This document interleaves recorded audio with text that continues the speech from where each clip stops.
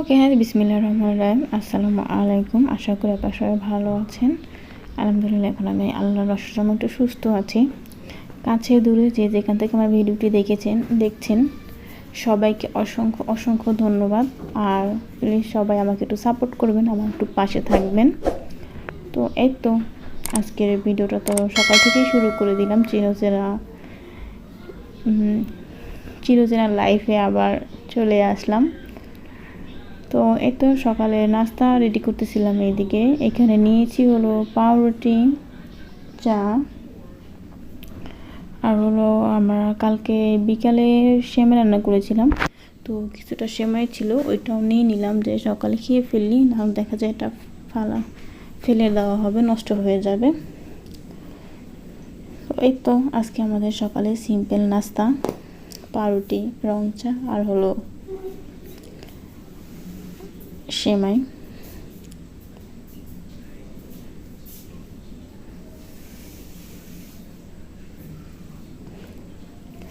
আর একটু আমি বসে গেলাম, আর রাকাকে আমি দিয়ে দিয়েছিলাম। রাকা বসে খাচ্ছে আর আমি টেবিলে বসে খাচ্ছিলাম।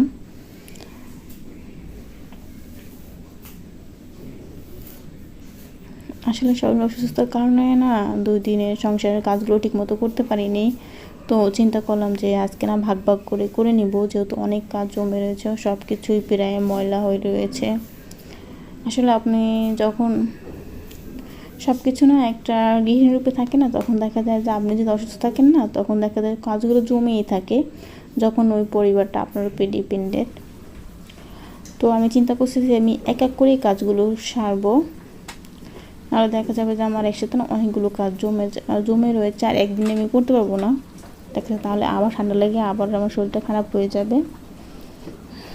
তো ঘরের গৃহিণীদের সুস্থ থাকাটা না খুবই দরকার, খুবই জরুরি। আর তো দেখো এই যে আমার যেখানে সেলফটা, যেখানে আমি মশলার বয়মের পটগুলো রাখি আর কি, ওই জায়গাটা অনেকটাই ময়লা পড়ে গিয়েছিলো। যেহেতু 3-4 দিন আমার সাথে এমনি প্রচুর ধুলা পড়ে, দেখা যায় সকালে পরিষ্কার করলে বিকালে বেতি ধুলা এবারে ভরে যায়। তো এর উপর 3-4 দিন আমার কোনো কাজই 3-4 দিন আমি কোনো কাজই ঠিক হিসেবে করতে পারিনি, মানে কোনো রকম রান্না বাড়া করেই খেয়েছিলাম। আর তো চিন্তা করলাম যে এক এক করে পরিষ্কার করে। তো দেখো এখানে যে জারগুলো ছিল, জারগুলো একটু ময়লা পড়েছিল, তো এগুলো আমি হালকা হালকা মুছে দিয়ে তারপরে রেখে দিচ্ছিলাম। আর যে আমার যে জার রাখা যে একটা, ওইটা আমি ভালো মতো পরিষ্কার করে নিয়েছিলাম। এমনি শুকনো একটা দিয়ে পরিষ্কার করে নিয়েছিলাম, আর কিছুই না। আর জাস্ট পটগুলো একটু ভালো করে মুছে উপরের যে হালকা ময়লাটা থাকে ওইটা একটু মুছে দিয়ে ফেলে তারপর রেখে দিচ্ছিলাম। তো দেখো আমার এদিকে গুছ করা কিন্তু শেষ। এদিকে চলে আসলাম হলো চুলার দিকে। দেখো চুলাটার কী অবস্থা হয়ে গিয়েছে আমার। এটা তো এমনিতেই একবার রান্না করলে দেখা যায় যে একদমই হয়ে যায়। তো আমি চিন্তা করছিলাম যে শুকনো একটা দিয়ে মশলা হয়ে যাবে, কিন্তু না, প্রচুর পরিমাণে ময়লা পড়েছে। তো এখানে নিয়ে নিলাম হলো হুইলের গুঁড়া কিছুটা, যার এই পাশে যে দাগগুলো থাকে ওগুলো উঠে যায়, এর জন্য নিলাম সামান্য পানি। তারপরে নিলাম হলো তোমার যে স্টিলের যে কী বলে এগুলাকে, যে মাজনি থাকে না, টিনের যে মাজনিগুলো, ওগুলো দিয়ে পরিষ্কার করি। দেখা যায় যে পাশের যে এক্সট্রা যে একদম শক্ত যে দাগের মতো হয়ে থাকে না, ওগুলো বেশ উঠে যায়। তো দেখো এই যে পরিষ্কার করে একদম ক্লিন হয়ে গেছে, আর ভিতরটা একদম সাদা হয়ে গেছে, ওইটা পরিষ্কার হয় না আর ওঠেও না। তো আমি চুলাটার দিকে ভালো মতো পরিষ্কার করে নিলাম, আর এখন এই আশপাশটাও একটু পরিষ্কার করে নিব।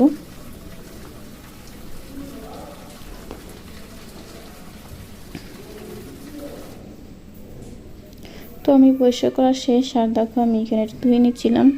এটা হলো একটা গেঞ্জির দানা। এগুলো আমি সবসময় এগুলো ইউজ করি, কারণ টাকা নষ্ট করে তোমার রুমাল তারপরে ইটি কেনার কোনো দরকার থাকে না।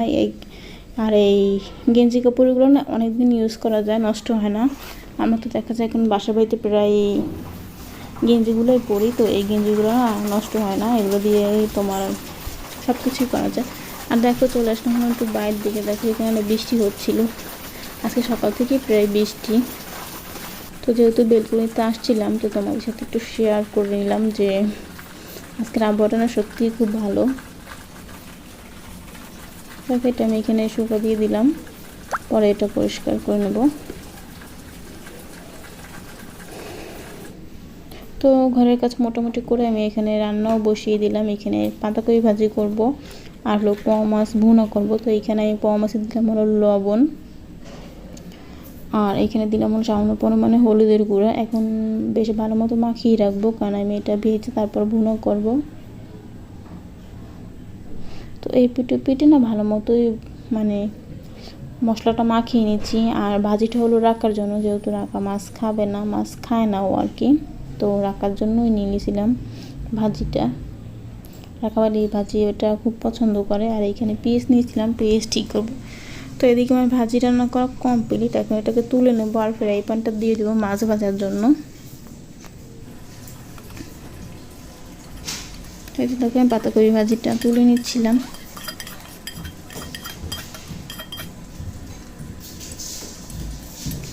তো রেডি আমার পাতাকপি ভাজি। আর এখানে দেখো আমি মাছ ভাজার জন্য দিয়ে দিলাম হলো এখানে তেলটা একটু গরম করে নিচ্ছি। আর দেখো আমি একটা একটা করে মাছ দিচ্ছি। তেলটা একটু বেশি মনে হয় গরম হয়ে গিয়েছে। তো দেখো আমি দিচ্ছিলাম আর হাতে করে টেনে নিয়েছিলাম। আর আমার একটু শক্ত হচ্ছে, কারণ উপরে বাচ্চারা দৌড়দৌড়ি করতেছে। সো যেহেতু আমি ভাড়া বাসায় থাকি, তো আমার কিছুই করার নেই, কিছুই বলা যাবে না। ওটাকে এখানে আমি মাছটা না খুব ভালো মতো ভেজে নিচ্ছি। এই তো আমার এই পিঠ দু পিঠই ভাজা কমপ্লিট। দেখো ওটার সময় মাছটা একটু ভেঙে গিয়েছিল, সমস্যা নেই। তো মাছটা নামিয়ে নিলাম। আর এইখানে দিয়ে দিলাম হলো যে ভাজি করেছিলাম না ওই কড়াইটা, ওটার আমি ধুই নাই। তো এখানে দিয়ে দিলাম হলো পরিমাণ মতো তেলটা জাস্ট একটু গরম হোক। তারপর এখানে দিলাম হলো পেঁয়াজ বাটা, দিয়ে দিলাম হলো তোমার রসুন বাটা। দেখো রসুন ছাড়াও নেই, কোন সকালে নামিয়ে রেখেছি তারপরেও ছাড়েনি, বরফই হয়ে আছে প্রায়। এরকম আমার সাথে প্রতিদিনই হয়। তো এটাকে একটু হালকা একটু নাড়াচাড়া দিয়ে ভেজে নিচ্ছি, যেন পেঁয়াজ আর রসুনের কাঁচা গন্ধটা চলে যায়। তারপর দেখো এখানে দিয়ে দিলাম হলো আমি কিছুটা জিরার গুঁড়া, তারপর দিয়ে দিলাম হলো মরিচের গুঁড়া। তারপরে এখানে আর একটু ভালো মতো কষিয়ে নিচ্ছি, মানে একটু ভেজে নিচ্ছি মশলার সাথে। কারণ